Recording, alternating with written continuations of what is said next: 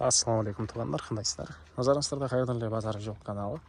Бүгін 22 август 2023 жыл мен Бішкек шағын түндік тұрау 1 май районына қарашты Мұрасорда қонышында жүрем. Ошол тараптан бир сатылуучу үй бар экен, ошол үй жөнөстүргө маалымат берейин деген биринчилеп бардык жолун түшүндүрөйүн. Азыр мен турган жер тугандар 40 автобустун конечный. Ошол жерде эле сиздер тугандар могул чоң помещениянын жанында көчө менен чыгышты карап барып, катарда экинчи көчөдөн сол тарапка карай жүрсөңүздөр, 10-чу көчө 211 даректе сатылуучу үйүбүз жайгашкан.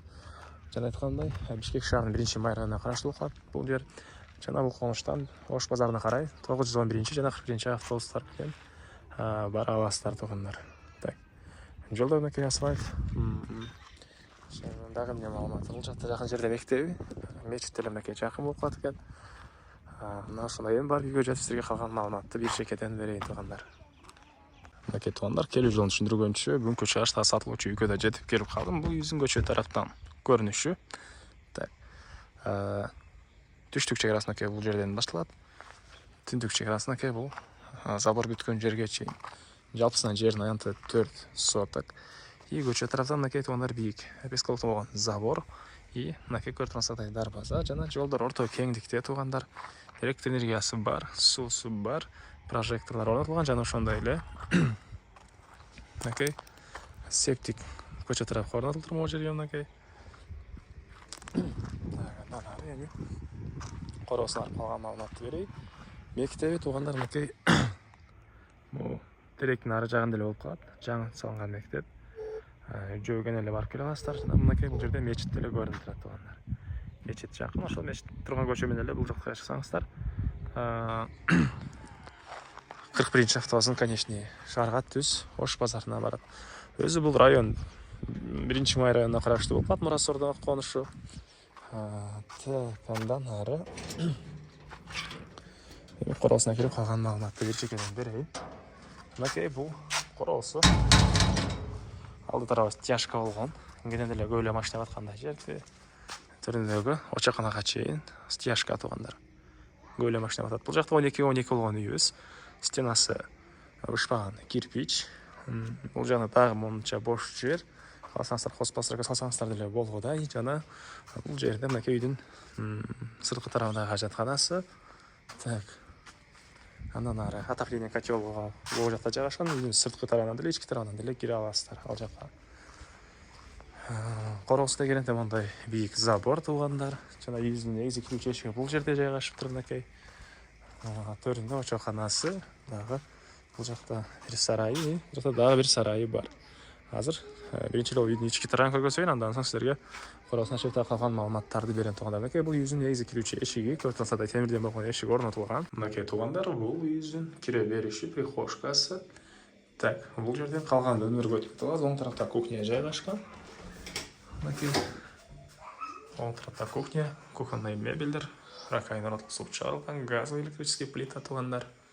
И түштүк тарабынан терезе, отопление батареялары бары бар экен. Мынакей.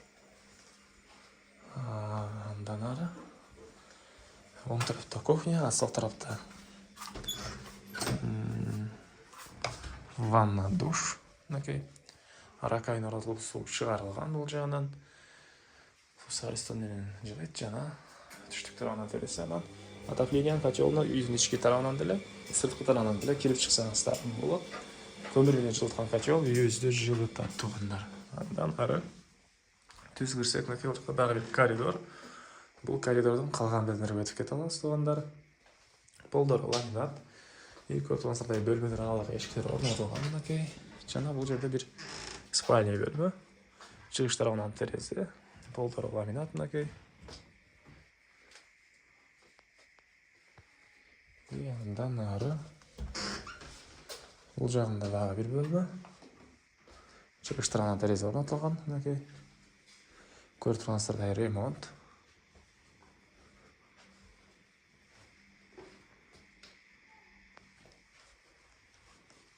Жана бул жагында зал жайгашкан тугандар. Батыш табан катарынан 2 терезе, отопление батареялары. На залыбыздын бул көрүнүшү. Так, дагы эмне маалымат үйдүн ички тарабын айтсак. негізінен көпшілік маалыматты көріп байқалсаңыздар болады. Мен барлық эле маалыматты айттым окшойт, бермей коросун ачып калган маалыматтарды туугандар бир жегеден берейин. Андан ары мен карле сатылуучу үйдүн короосундамын. Так, бул жактан эки алма бактары, жер жемшекенге жери, и бул жүзүм чыгыш тарабынан көрүнүшү туугандар, накей 12-12 болгон үйүбүз. Жана бул жактан эки ошоканасы катарынан эки чоң очок жана мондай кичинекей үчүнчү очогу деле бар экен, кирпичтен болгон. Так, ушул эле жерден бул жакка карай жүрсөк, бир склад, подвалы менен экен туугандар, накей. Өйдө тарабы сенебал. Накей, өйдө тарабы мындай дагы сенебал. Андан ары бул жерде, накей, негизинен мал сарайга окшоп алынган окшойт. Азыркы учурда бул жакта эле склад катары колдонулат. Накей туугандар. Так. Дагы эмне маалымат туугандар? Түндүк чыгара бул жерге чейин, накей көрүп атсаңыздар, мында өкүрген алма бактары, клубника жемиштери.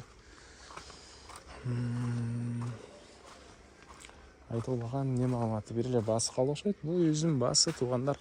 Так, $36,000 сурап атыптыр ээлери. Андан дагы сүйлөшүү болот. Эсин номери менен экранга эсетелдеп калтырам. Звонок кылып сүйлөшүп көрүңүздөр. Сүйлөшүү болот. И достор менен, группалар менен бул видеону сиздер бөлүшсөңүздөр, мага бул ээсине чоң жардам берген болосуздар. Анда мен сиздер менен коштошом. Кийинки чыгышка чейин саламатта калыңыздар туугандар.